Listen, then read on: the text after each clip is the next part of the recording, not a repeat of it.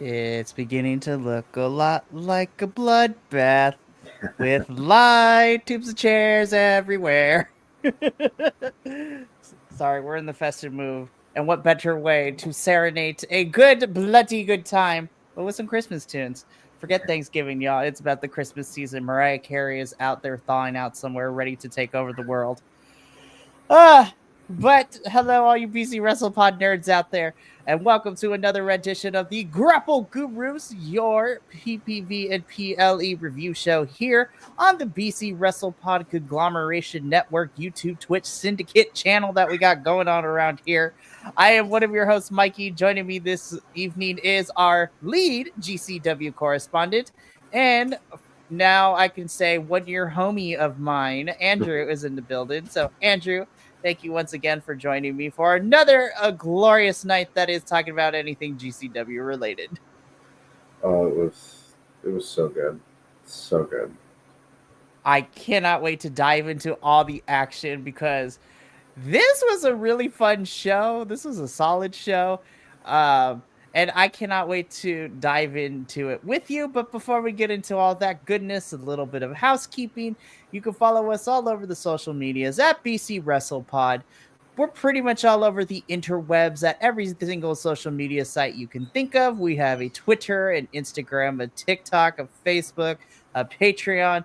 We are looking into going over to the Blue Sky, which, as a new social media, got to figure out all that ins and outs for it. And then, of course, we have YouTube and Twitch. So make sure to hit the subscribe button, follow us on the Twitch, follow us on the social media, and help us support the channel by, if you want to donate to Patreon, you can, or buy our awesome merch because we have some really fun merch. And, it's Black Friday coming up very soon. So, also the holiday seasons are upon us. So, what way to better gift your loved one than, a t-shirt from a random, wrestling review channel on YouTube? I really love our designs. I love our designs. We have, we have Squatch Matchamania running wild. We have our logo. We added two new designs, inspired by one classy, timeless wrestler. Who knows who that person is? And then, of course, my personal favorite is the new Fight Collection, in which, no matter where you are, no matter the language that you speak, no matter what the circumstances are in your life, you will always have to fight for your right. And so that design's really fun, and it was cool to design it. But enough. You can find all that information in the link below. So, just like MXM Collection, I am going to tag in. So, I'm going to adjust the tip here with Andrew. And I am going to let him lead the reins a little bit. So, Andrew, why don't you lead us through this cavalcade of craziness? And let's just dive into this because Lord have mercy. I knew what I was expecting, but I was also not expecting this. Yeah, I mean, this was, it was, I think, your first foray into a full night of death matches, especially from GCW, which, of course, a lot of people that hear about GCW, that's kind of what they expect from GCW, and they often don't let down in that expectation. But I think we've seen over the last few months that we've covered GCW that they do a whole lot more. I talked about it when we did this. It's fun that we got this weekend and then this weekend, last weekend and this weekend being two extremes of what GCW does. And they kicked off Nick Gage Invitational number 9 with a huge way to kick it off. We got a Tokyo Towers death match between Violento Jack and Drew Parker. Two folks that we've recently seen in GCW do some crazy matches. Violento Jack most recently had a death match against Sawyer Breck, who was also in this tournament, and Drew Parker had some crazy matches at Homecoming weekend. One with Brendan Parker, who was, or not Brendan Parker, sorry, Brendan Kirk, who was also in this tournament as well. And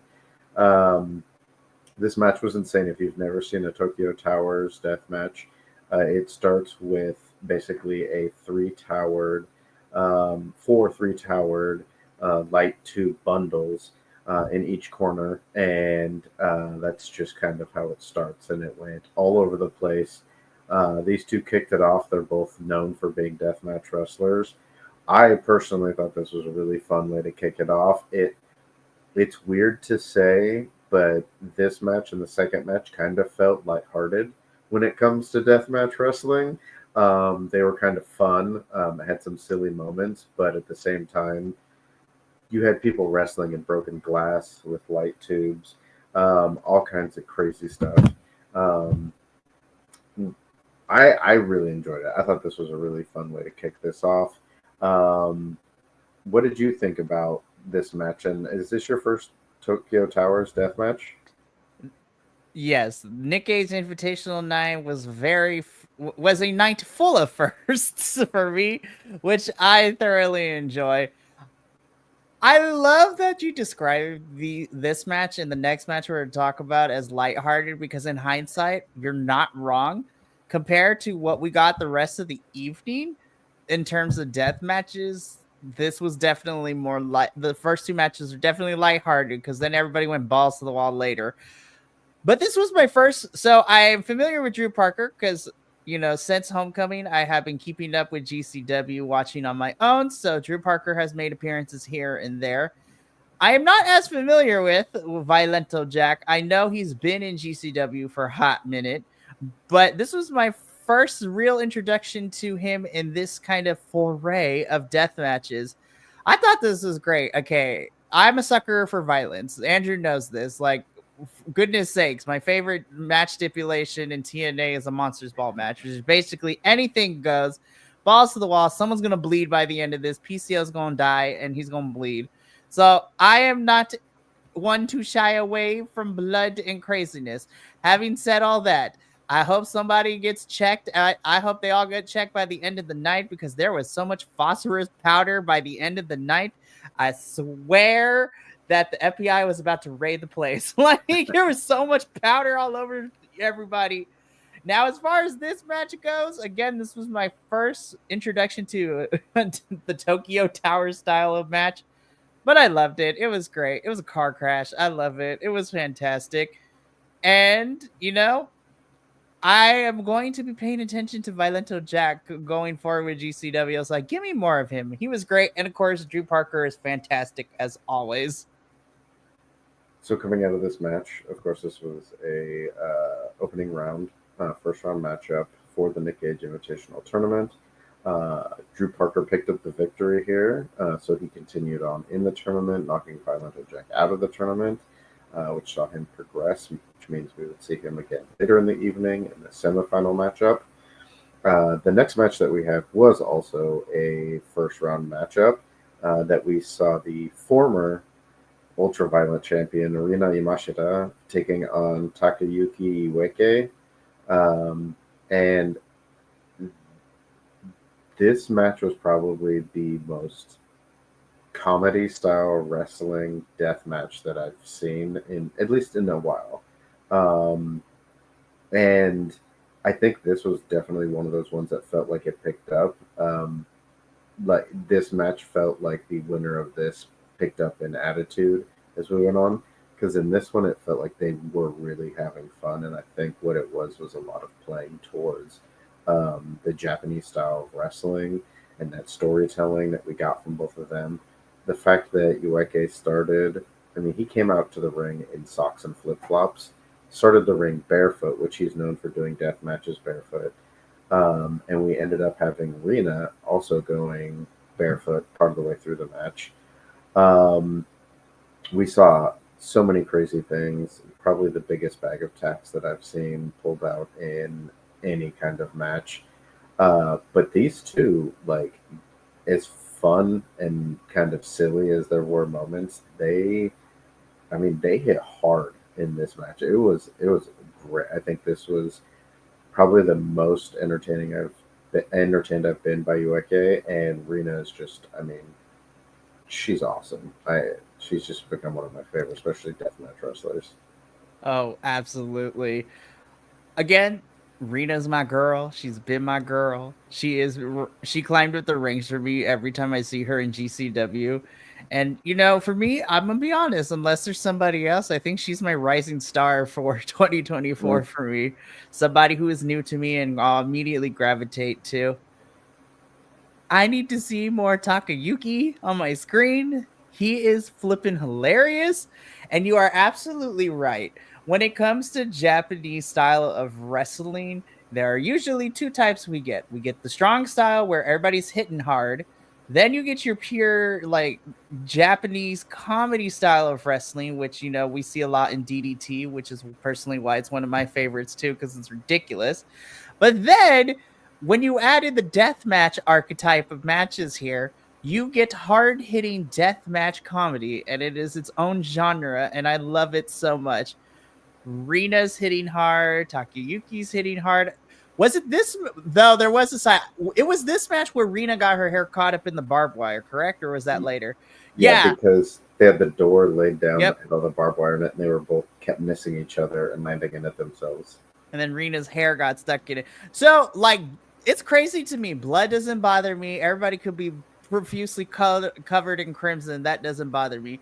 But there's just something about barbed wire and hair. I'm just like, there's a reason I'm bald. Like, it was crazy.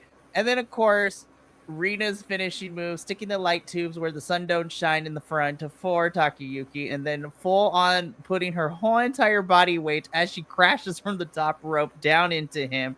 I'm just like, that hurt me watching. I think I went up a different octave after watching this match, but this was definitely one of my highlights for sure.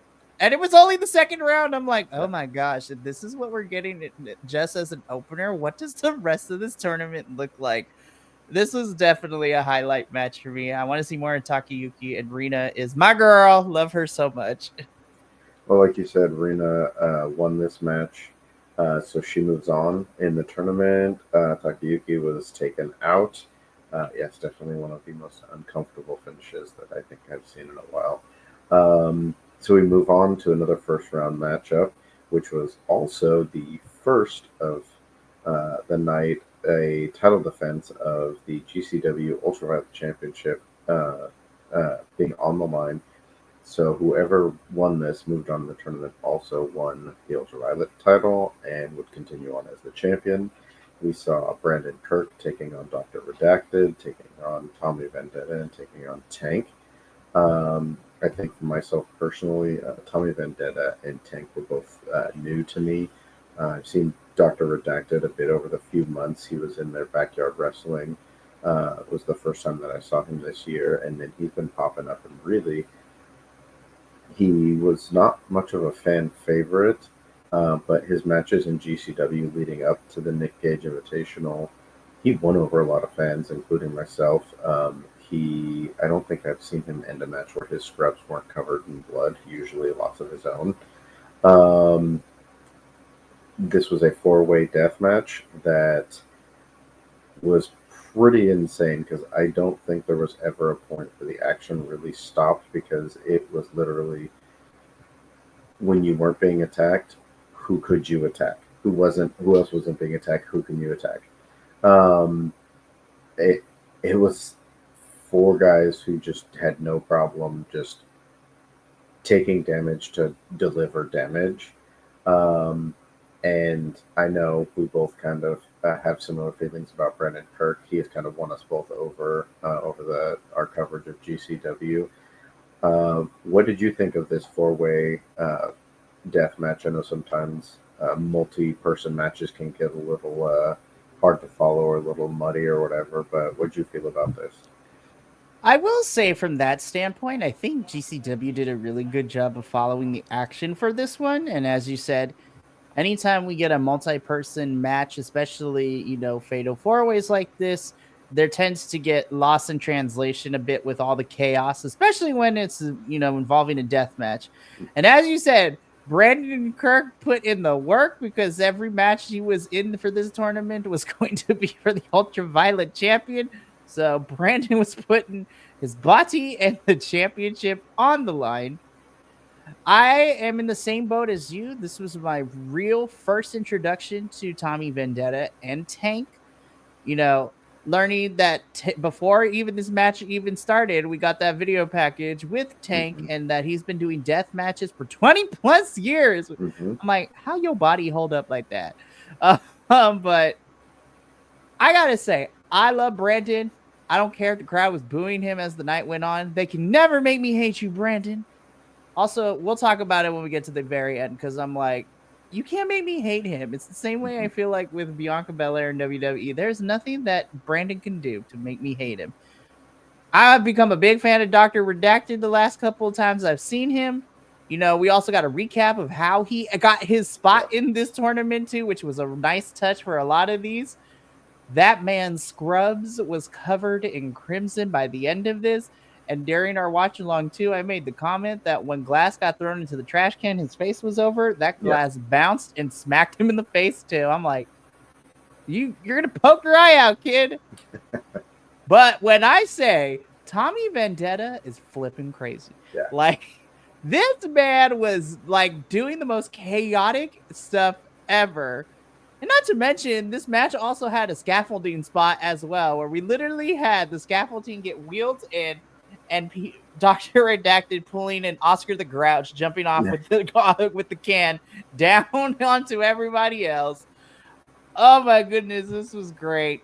But of course, even though I loved everybody involved, and of course I'm biased because I love Brandon. I figured Brandon was going to make it through the first round, and he absolutely did. This match was a lot of fun. Tommy Vendetta, you need to sell that shirt for charity, because that thing was white when we started, and then it was nothing but red by the end of it. Yeah, I love that he had that in like Sharpie. It just said my deathmatch shirt on it. Yeah. So like you said, Brendan Kirk did pick up the victory, hit in the Psycho Driver, and he retained his title and also moved on in the tournament. Um, very much earned, and was very excited to see him move on because I did not want to see him leave the tournament that soon. And we got our fourth and final matchup of the Nick Gage Invitational first round, which was a death match between our other favorite, Sawyer Wreck, taking on the Duke of the Death match, John Wayne Murdoch. Uh, this was probably one of the matches I was the most excited about because, we only had the first four rounds announced because obviously it was going to be the winners going on. Having seen both of these competitors in death matches before and just seeing how insane they are, um, I I had such high hopes for this. I feel like they lived up to it. Um, I feel like everything that we got from this was just, it felt like every time that we saw Sawyer come out to the ring, we got plenty of packages talking about how we knew this was going to be her last night of professional wrestling, whether she lost here or she went on the whole thing.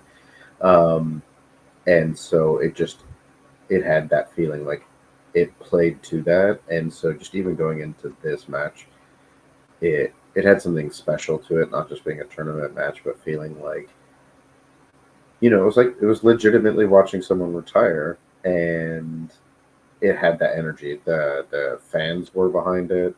Everyone was super pumped about it. And I thought starting off with someone like John Wayne Murdoch, who we're going to boo him no matter who he comes out here to face.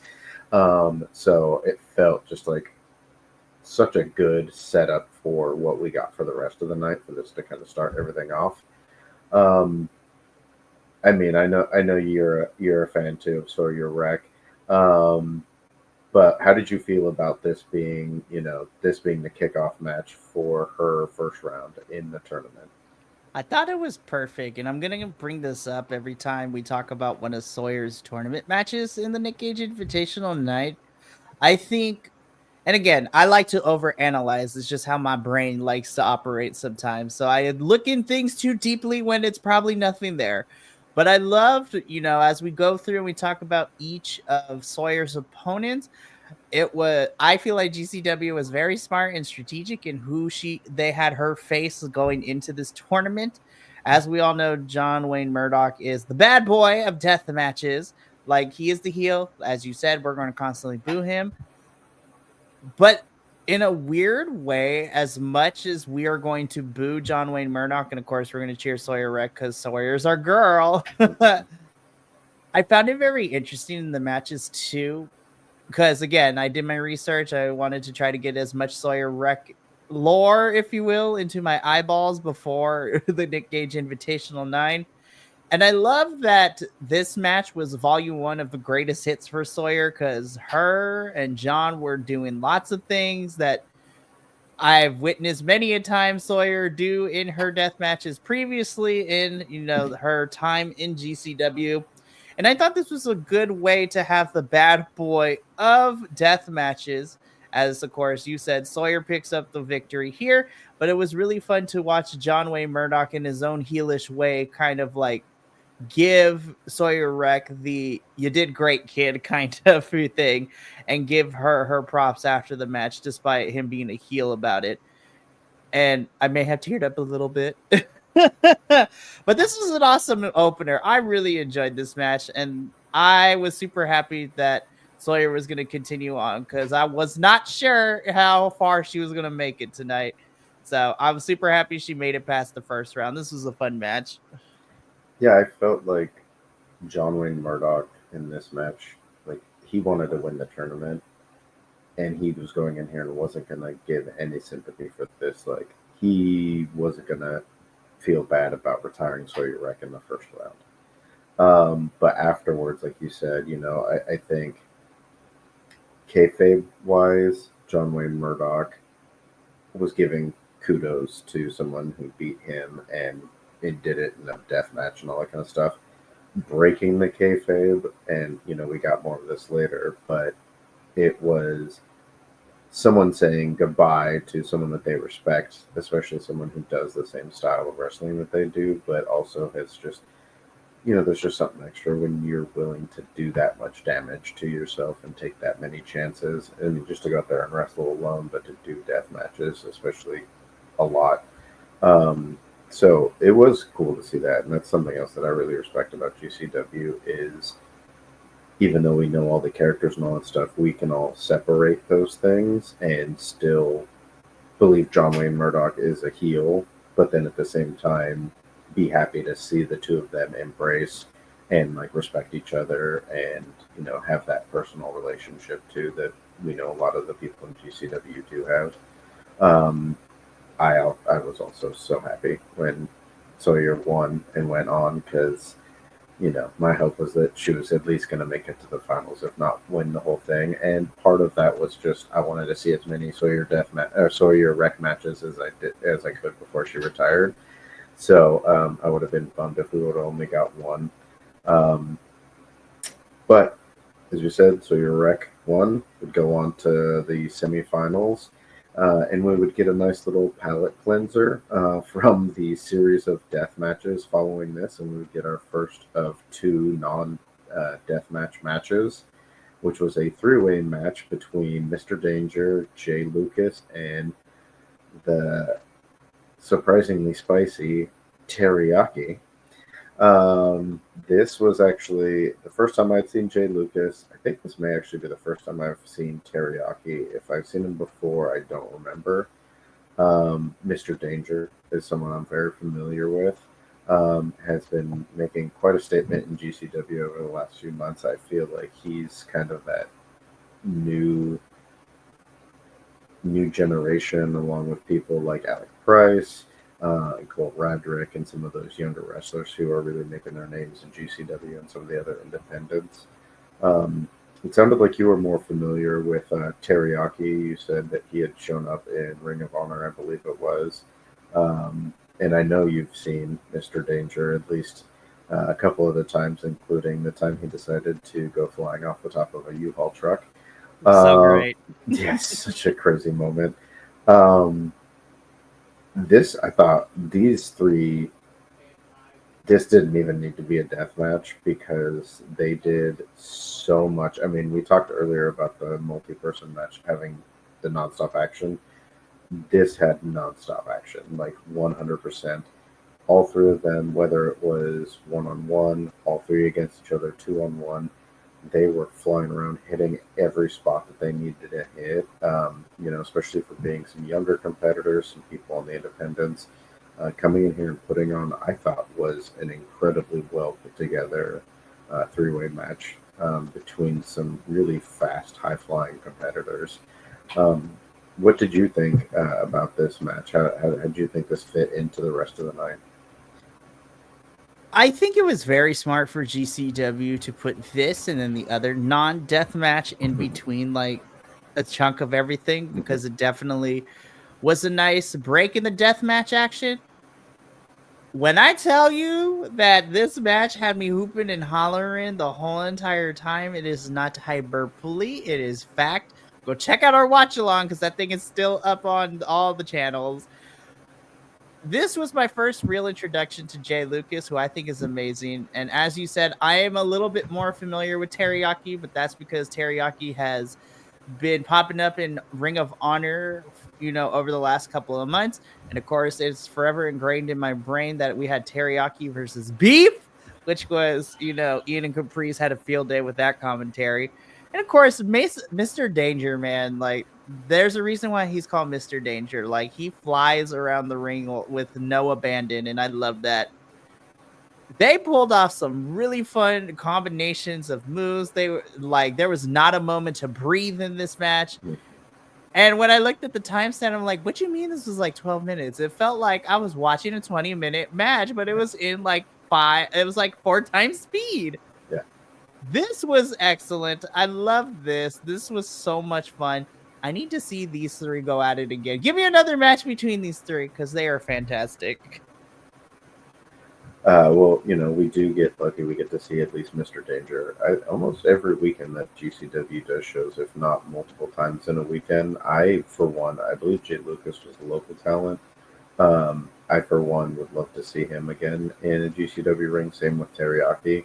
I think all three of them proved that not only can they do what needs to be done in a GCW ring, I think they all proved that they deserve to get another chance to show what they have. Kudos to all three of them. But in the end, it was Mr. Danger who picked up a win, breaking up the pinfall, hitting a splash on both his opponents, and getting the victory. We moved on from this to our second title defense of the GCW Ultraviolet Championship and the first semifinal matchup of the night, which was, of course, Brandon Kirk versus Arina Yamashita. This was a rematch. Of course, Brandon Kirk defeated Arina to win the title. And I feel like this is where we really got a switch in the attitude of matches. And maybe it's because we were in the semifinals. I feel like part of it was because now Rena was taking it, not that she wasn't taking it serious before, but she wanted her title back. She wanted to prove that she could beat Brendan because, that first match was super close. And I think, she felt like she had more to prove. And they were both close to the end. So for both of them, I think they felt the desire to win this title and the desire to get to the finals. It's always hard, the sequel living up to the original is always hard. And, we had an amazing match between the two of them the last time they fought for this title. But, I felt like Rena made Brandon earn this victory in this match. Both these two came out like they didn't even wipe off their faces. They were covered in the blood that they had from their first match as well. Let me take that back. Reno was covered in blood. Brandon looked like he was in his first match of the evening because he somehow came out of that four-way being the only person not bleeding. But all in all, this was a crazy action-packed match. How did you feel about this match, and how did you feel it fit as a semifinal match and also the sequel to their first showdown for this title?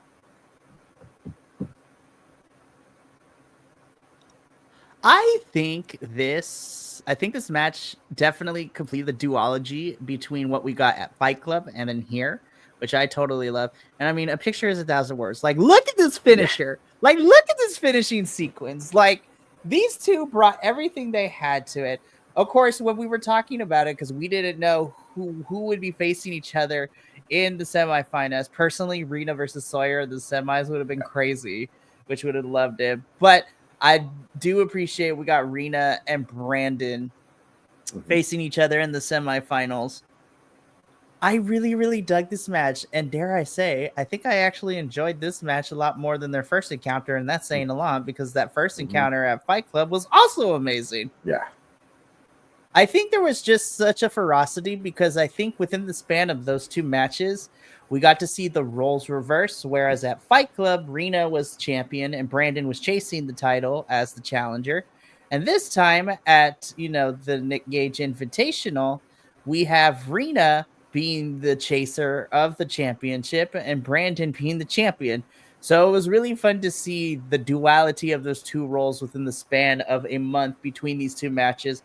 And then, of course, you're right. Brandon walked out of that fatal four-way, like, not having really much of a scratch on him. I was like, oh, he's about to get effed up for these last two matches. And sure enough, Rita threw everything but a kitchen sink at Brandon in this match.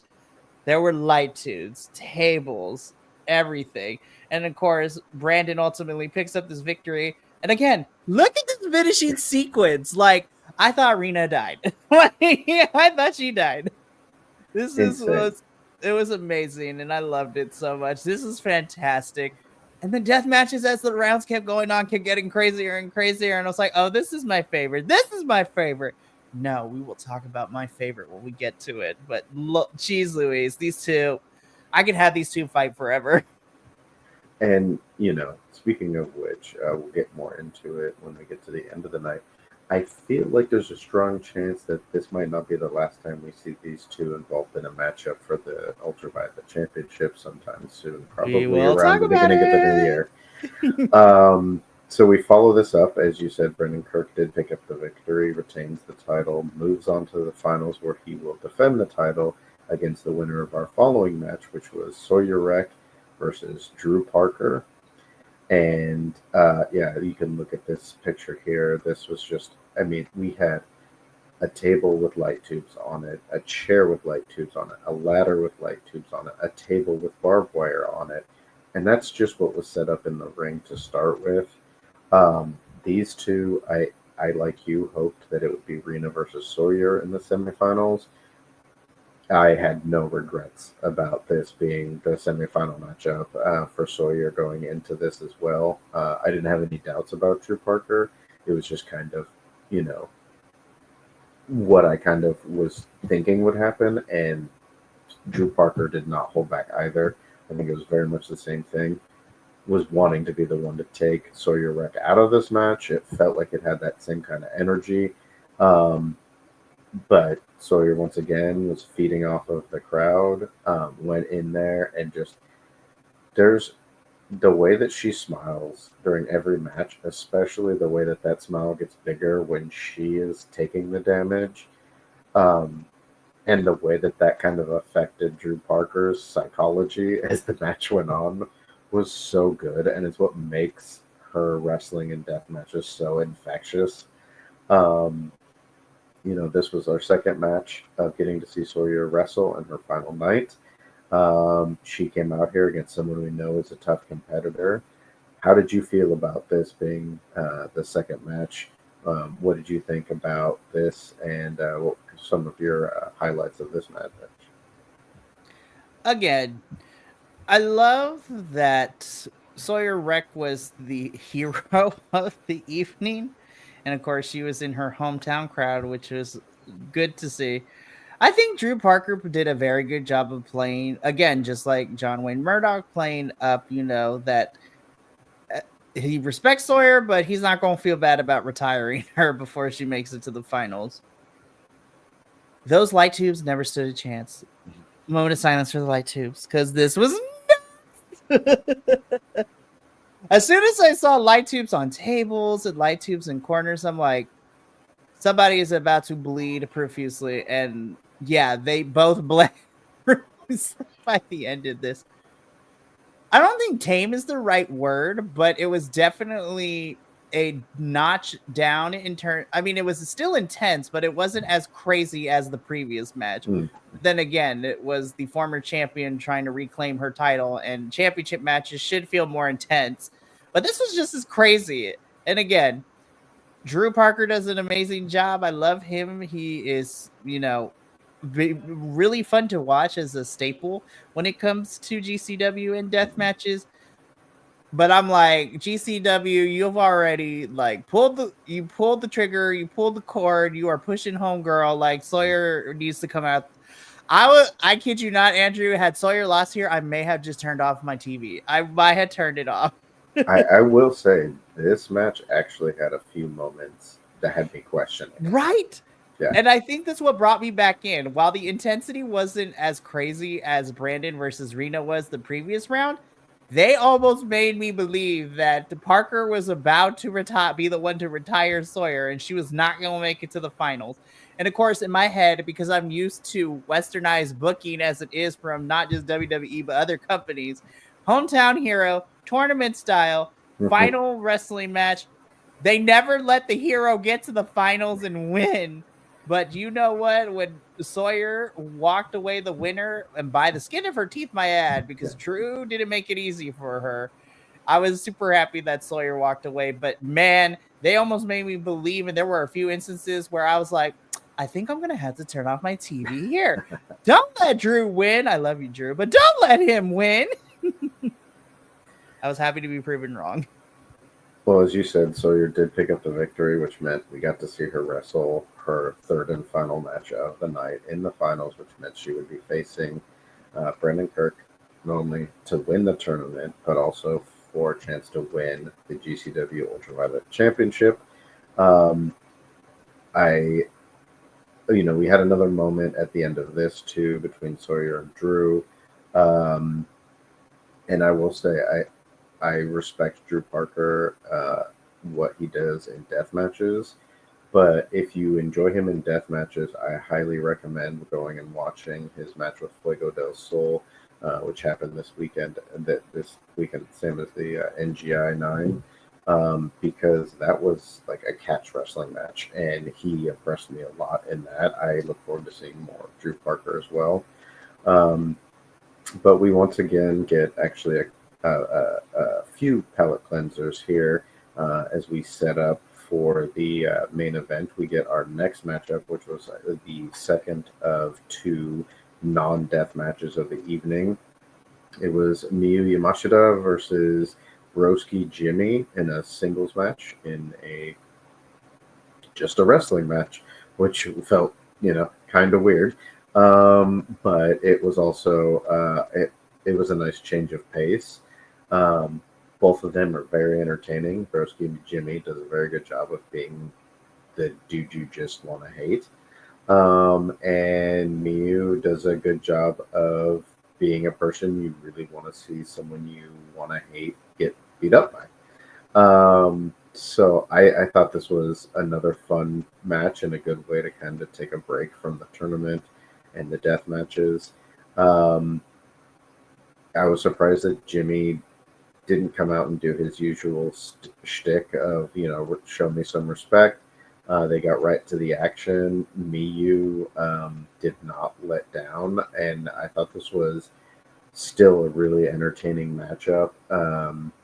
Outside of being being one of the breaks away from deathmatch, it still kind of kept the pace going. It felt like it was a nice shift, but didn't take us out of the evening. You've now gotten to see Broski Jimmy and the Deathmatch Royalty, which, you're very familiar with at least a few members of Deathmatch Royalty, not just from GCW, but also from TNA, where they make regular appearances. And Miyu, obviously, I know you're familiar with her to a certain extent as well.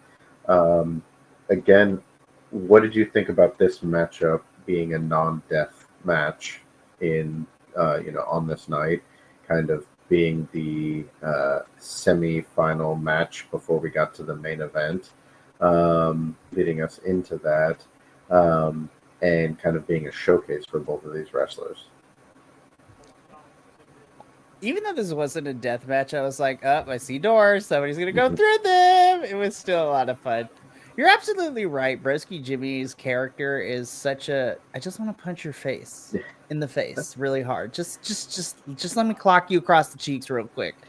And of course, you are right. I'm becoming more familiar with Miu. I mean, we saw her, my first real introduction was when she faced Jordan Grace after Rebellion back in April. And then she's been making appearances, all over the world. It was really fun because Will, our other TNA co-host, got a real introduction to her when she took on Giselle Shaw on night 1 of Maple Leaf Pro, in that event. And of course, that match ended up being fantastic as well. And then she teamed with Smiley Kylie Ray on the second night, which was a lot of fun. And here she is just kicking people in the face, as I tend to love from my women Joshi wrestlers, just kicking dudes and girls in the face. It was fantastic. I love this so much. Miu is also one of those individuals where I really only been introduced to, I've known of her, but I've been introduced to her resume and body of work over the course of 2024, and she's becoming really, really fun. GCW right now for me has the trifecta of my favorite Joshi wrestlers and Ryu, Rina, and of course, the idol herself, Ms. Maki Ito. Like, those are the 3 trifectas for me when it comes to GCW. I thought this was a fun match. Call it the semi-main event, if you will. Broski Jimmy getting his head kicked in and losing. Oh, so satisfies me. Oh, so much. And I am hoping that GCW continues to put Miu on these shows because she's also fantastic as well. I love this. This was another great palate cleanser and very smart to put this as your semi-main event because strap in because this is about to get wild. It's funny, Miu gives me, like, if you took Shayna Baszler and mixed her with Hikaru Shida, like, you would get Miu Yamashita or Yamashita. And, like, every time I see her, it just gets more and more interesting. And she seems like she's staying around at least, off and on in GCW. So every time she shows up, I'm here for it. And Broski Jimmy, I'll say this about most of the heels in GCW. As much as I hate them as heels, they do a really good job at what they do. And Broski Jimmy does a very good job at being the person you want to see get beat up and get beat up, while also being very conniving. So, lots of fun. And speaking of Deathmatch royalty, before we got into our main event, we had a special appearance by the GCW World Champion, who delivered a scathing promo, Mance Warner. Jiminy H. Christmas. I was just like, of course, I couldn't find a good picture of Mance. How dare the internet? But still, you're right, Andrew. Like, I was clutching my pearls during this. I'm like, oh my god, I don't think I mean, Mance has gone crazy now that he's gone full heel, which I absolutely love this direction for him. But this was a scathing promo. I was just like, oh, he went in on Effie. Like, holy crap. I was just like, oh my goodness. Which makes me even more excited for their match at American Dreaming this upcoming weekend. Like, oh my god. I'm rooting for Effie. I know he's not going to win, but damn it. I want Effie to win so bad. But Mance, I'm like, did you have... So Mance did a whole lot of things in this promo. He cleared the air. He came for the jugular. He snatched the weave off of Effie's head. Like, he went full throttle. Not only did he verbally assault him, he stomped on him, set his body on fire, watch it burn, set his body on fire again, and peed on it just for good measure. Like, it was that level of vulgar and craziness. I'm like, Mance Warner, I think you might be my favorite heel outside of the major federations. I am so happy that you are such a douche. Well, and I love it too because he's part of Deathmatch royalty, but he's a very different heel than Matt Cardona, than Broski Jimmy. He recently had the feud with Blake Christian, fighting for the title, who's the real champion, all that kind of stuff. Um, the evolution of Mance becoming a heel is, I think it's up there with some of the big heels in any of the promotions out Oh, there. absolutely. And I love that you bring up the difference between the two, because Matt Cardona is the heel who's going to egg your house and then run away because he thinks it's funny. Mance Warner is going to take it up a notch. He's going to throw eggs at your house. He's going to throw a rock through your window, and then he's going to kidnap your dog. Like, He's going to set your house on fire. He's going to set your house on fire, but he's going to take the dog with him because he's not a monster. But I love the fact that, before the promo and afterwards, he was like ready to fight people in the crowd. Oh my gosh, I love that. I mean, he just has a different air about him, and it's taken him up so well. His run as the GCW champion has been phenomenal. The booking, the character work that he's done has been excellent. Like you said, we found out that same weekend that Mance will be defending the GCW World Title against Effie. If Effie loses, Effie can't challenge Mance for that title ever again. It's the last chance match, man. Yeah. So, and of course we have Allie Katch out there wandering around, who we have to believe is going to play a factor into that. Oh, absolutely. She already took out Dark Sheik not that long ago. She beat Dark Sheik in a match. Yep. So, I mean, it was such a great build-up, and this is something I really appreciate about GCW is even though they don't have weekly shows, I mean, specifically weekly shows, although it feels like sometimes they do shows every week, they're doing 2 to 3 shows in a weekend when they're doing shows, and their ability to have individual shows while also continue storylines and build up for the next big bang is so good. And that's this promo. It built up Mance as not only a credible world champion, a credible threat, a danger to everybody in GCW, but also built up this matchup. It's given us extra emotion, which if you followed along, this Mance Warner versus Effie feud has been packed full of emotion. And that's something that GCW does. And it was great to have this little bit right before we got right back into the tournament, which, of course, once Mance Warner was done, we took a short break. And when we came back from that break, we got our main event, which was the GCW Ultraviolet title match and the final death match in the tournament for the Nick Gage Invitational, seeing Sawyer Wreck challenge Brandon Kirk for the right to win that tournament and win that Ultraviolet championship. And as you can see in this picture, when we came back, the ropes were covered in light tubes, glass panes in every corner. It was a ring made out of glass, and I mean, this was insane. This was so much glass and blood in the ring. It just felt like the perfect cap off to the tournament, to the night, and to Sawyer Wreck's career. I mean, when she came out, the fans were cheering for her. She was no doubt the fan favorite. So much so that they were booing Brandon Kirk, and Brandon Kirk's like, "What the hell? What did I do? Like, I haven't even done anything yet." It was so funny watching him be like, "All right, well, I guess I got to be the bad guy. I don't like it in this situation. I'm still a good guy, you guys. I'm still the face, but what am I gonna do? I'm not gonna take this away from Sawyer." I mean, I love this match. This match, I think, because of the emotional investment for me, this was my match of the night. The story that we got through it, the action that we got through it, for being a death match, I loved it.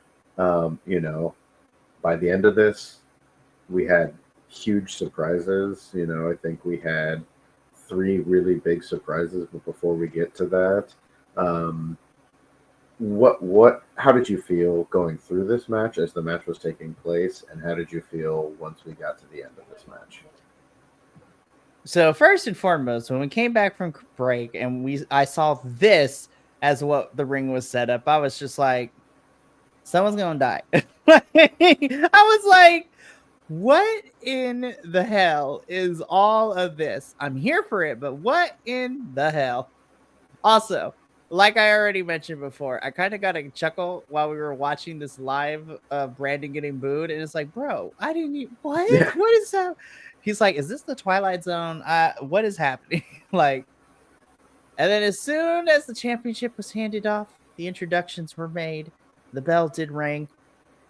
They both went balls to the wall, like glass just.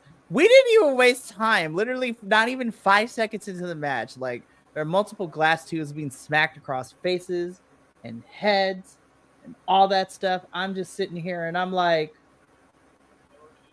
oh my gosh. Like, these two are going to go for broke. And go for broke, they did. Brandon brought it.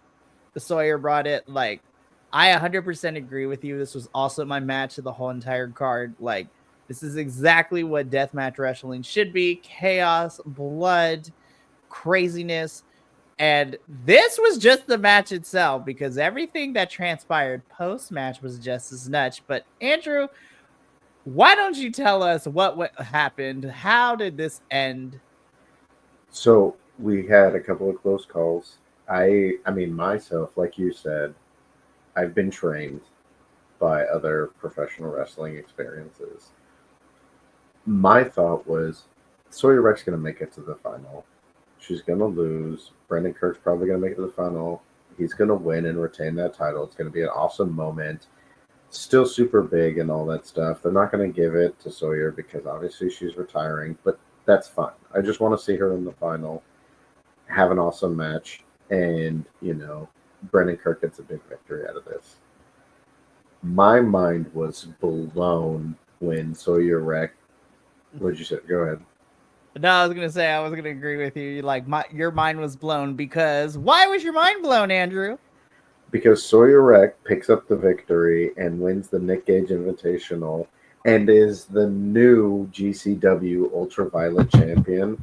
And Check out our watch along for our reactions, because that was a moment that will.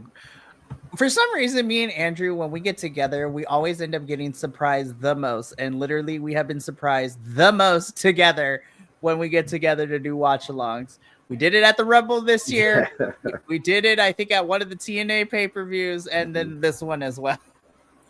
And that moment, I mean, I can only imagine what it was like being there, especially for people who have gotten to actually like meet and know Sawyer Wreck, people who are fans that were there in the audience, people backstage who understand what this means. But to watch it live, it was just such an emotional experience. Even just getting to stream it, seeing her get to retire, winning that title, seeing how much that moment meant to her, winning the tournament, winning the title, doing it in a death match, beating someone like Brendan Kirk, seeing the respect. We even had a moment where it looked like Brendan was going to try and take the title back, and then they embraced. He raised her hand. They that respect was there.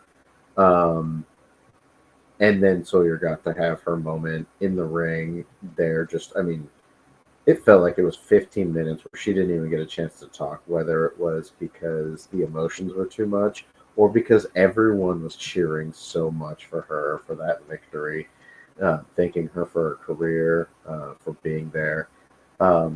It was just such an awesome moment. And then it was capped off by the fact that once Sawyer talked, thanked everybody about all that stuff, talked about winning the title, and then, of course, announced one of our next big surprises is that it won't be long before we see people compete for the GCW Ultraviolet Championship, because at the next really big show for GCW, which will be the People versus GCW, the Ultraviolet Championship will be on the line in a ladder match. I was like, oh my gosh, we're about to now. So I'm gonna backpedal a little bit and I'm gonna hijack this a little bit. So Okay. first and foremost, if y'all have not seen these promos for the People versus GCW, like, they upped the budget. They got like great cinematography.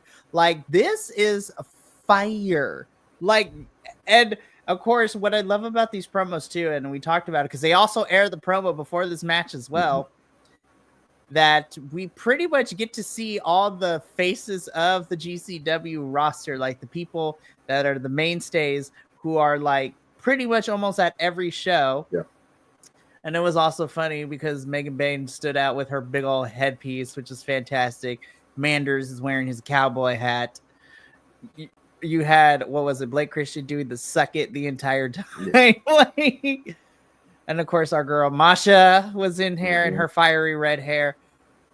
Also, by the way, and shout out to Sidney Akeem, because in the short few stints he's done in GCW, this man's already been part of that crew to do the whole entire promo, which was fantastic. Yeah.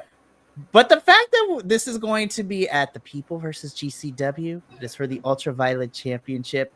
It is going to be in a ladder match. But it is also going to be, because it's not only the event and the match's archetype and what's it for, but it is where this match is happening too, that as a wrestling nerd, I was super excited because this is all going down at the Hammerstein Ballroom. Like, that has me gassed. I am so pumped because as a wrestling nerd, I know all the great things that have transpired in wrestling history at the Hammerstein Ballroom, and GCW is about to... I have a feeling that 2025 is going to see GCW step it up into the next gear for this promotion. I mean, my goodness, in January, GCW is going to London. They're going to be doing stuff with Progress, which is amazing. I am so excited for the possibility of GCW versus Progress. Like, yes. And they already announced like people who are going to be there. Like Mance is going to be there. Sidney Akeem is going to be there. Masha is going to be there. And of course, my personal favorite, Ito is going to be there. Like, GCW, you know, since Homecoming, I feel like they have just stepped it up for everything that they do. And this match, everything that happened afterwards and getting that announcement had me excited. But, oh no, like a good M. Night Shyamalan movie, there's another twist. Because, Andrew, despite all this announcement, there was one more thing that happened. What happened? Well, we have a pretty good idea that we'll probably see Rena and Brandon in that ladder match. And yes, absolutely. We got a possible third entrance into that because while Sawyer is celebrating in the ring, someone in a mask and a jumpsuit slips in behind her, takes her out, puts the barbecue skewers into her head, and then continues to beat on her before unmasking to reveal a returning Atticus Cougar, who looked like a complete psychopath. Nose ring and all, man. Oh, yeah. Went after Sawyer and was run off by Brendan Kirk and Rena Yamashita, who both came out to make the save, and then check on Sawyer in the ring. Which also felt like a kind of a goodbye moment between all of them. But yeah, we got someone who came back, made quite a statement by taking out the newly crowned Ultraviolet champion and newly retired champion. So I have a good feeling that we'll probably see Atticus in that title match as well, which I thought was such a good way to introduce someone like that. Felt like such a good GCW moment because we did get the moment with Sawyer and now it was continuing it on. And if we weren't going to have her put over Brandon by giving him the victory, having this happen was just such a good way to end with like so much energy because it felt like we built up to this peak and then we were just going to have this like, not like it was going to be a letdown, but it was going to be like, okay, now we can breathe after like that, such an emotional moment. But instead, it just took it that one step up, and now we feel like there's this energy going forward too. Oh my goodness! I did not expect that at all. No, I did not either.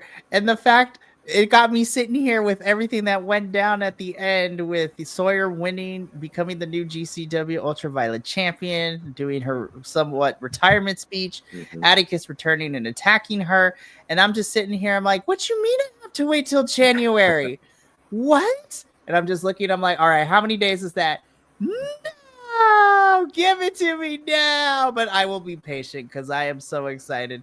Listen, 2025 is already going to be crazy for professional wrestling. January is already being stacked, and it is not fair because I am going to cry for how much work we have to do. But at the same time, GCW is about to take over even more than they already have. And I'm just like, oh, the people versus GCW cannot come soon enough. I am so pumped for that match. So that wrapped up our evening of the Nick Gage Invitational 9. We had a tournament winner, a new champion, a retiring champion, a night full of death matches, a night full of excitement and fun, laughs and tears. For myself, when I did my report, I gave this show an A. It hit everything that I needed it to hit. As a wrestling show, it was super fun and entertaining. As a deathmatch tournament show, it's exactly what you look for. It gives me, I feel like this every time I watch a GCW event. I'm looking forward to the next one, and I'm becoming even more of a GCW fan. I agree with you. 2025, I think it's going to be just continuing on that pace that they're doing. They're doing such a good job of knowing their market, knowing their niche. And they're stepping it up every way. It's not just the promos for the people versus GCW, the new promos with Blake Christian, and everything they do to build this up. They are the pinnacle of independent wrestling. And I know for some people, independent wrestling is like it's like when theater people say high school theater production, it's usually meant as a lesser thing. And I feel like in professional wrestling, independent wrestling is kind of seen that way. And GCW is showing that that is not the case. And they're showing that they are the top of independent wrestling. And they have earned the respect of so many people, whether they're people in the industry or the fans that get to enjoy it. I loved it. I thought I had a super fun night. Super glad I got to experience this with you. I'm so happy we're doing these watch-alongs, that you let me bring in the crazy world that is GCW into the Bi-Conics. But as we wrap it all up, why don't you give us your final thoughts on NGI 9 and what grade you would give this show? So I'm going to start off with the grade because it's to no surprise that me and Andrew are pretty much in agreement with a lot of things. And I agree with his grade of an A. I also give the show an A.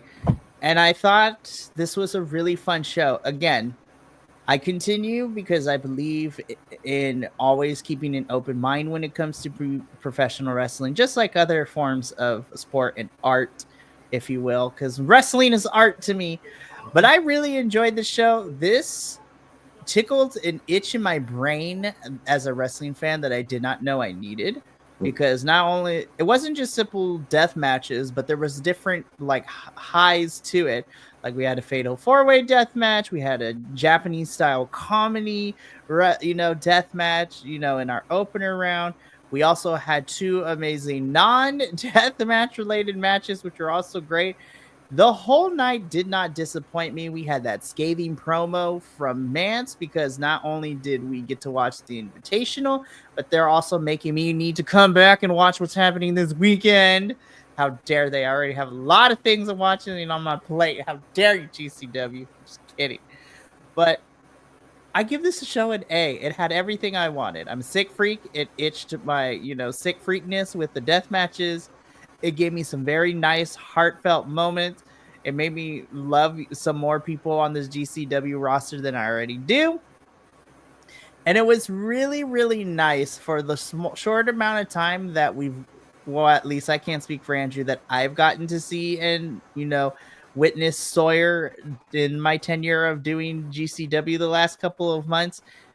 It was such a beautiful thing to kind of see her get to retire as a champion, to get that big moment. And GCW does right by their folks, which is what I love to see. So again, show gets an A. I had such a great time. And I can't wait for the next GCW show, which is not that long.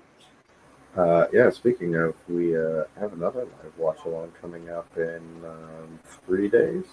It's less than like 72 hours. Jesus Christ. But I'm excited for that one because it's still GCW related, but it is on the different spectrum. Whereas the Yes. Nick Gage Invitational was death matches. We're about to see people actually get kicked in the face with Bloodsport 12. Well, I think that wraps us up for our Nick Gage Invitational review. Like Mikey said, you can join us here on Sunday to watch Josh Barnett's Bloodsport, which already has a stacked up lineup. So if you haven't checked that out, go check it out and then get on Triller, watch it. Join us for the watch along. Also on Saturday will be the GCW American Dream, which will have special appearances by Kurt Angle, Mick And Mick Foley. Foley. I think Bradshaw's going to be there too. Yep, it was announced that he's going to be there in some Yep. capacity. And again, we are also getting Mance versus Effie for that title.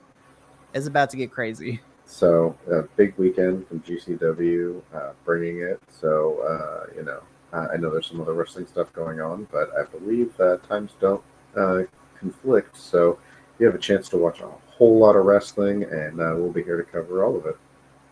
Absolutely. So as Andrew stated, you can come join us this upcoming Sunday for Josh Barnett's Bloodsport.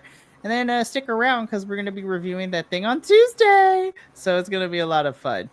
I cannot wait. It's going to be fantastic. Andrew, once again, thank you for bringing GCW into the fold because the Invitational was such a fun time. And any chance I get to do GCW related stuff with you, I always end up having a good time. So thank you for being our GCW correspondent and bringing the madness into the fold with this. I've been enjoying myself, and thank you for all the work that you do with this. Well, thanks for letting me bring it in. It's something I've definitely become passionate about. Absolutely, and it shows. Well, me and Andrew got to get up on out of here, but that is going to be it for this for this episode of Grapple Gurus. We'll be back in like 72 hours with the watch along and 2 pay-per-view reviews. Oh my gosh, it never stops around here. But it is such a joy to be able to talk wrestling with all of you out there on the internet. So from all of us here at BC WrestlePod to all of you watching, remember, take care of yourself, love one another, stay Bi-Conic, and more importantly than anything, you always deserve to finish your story.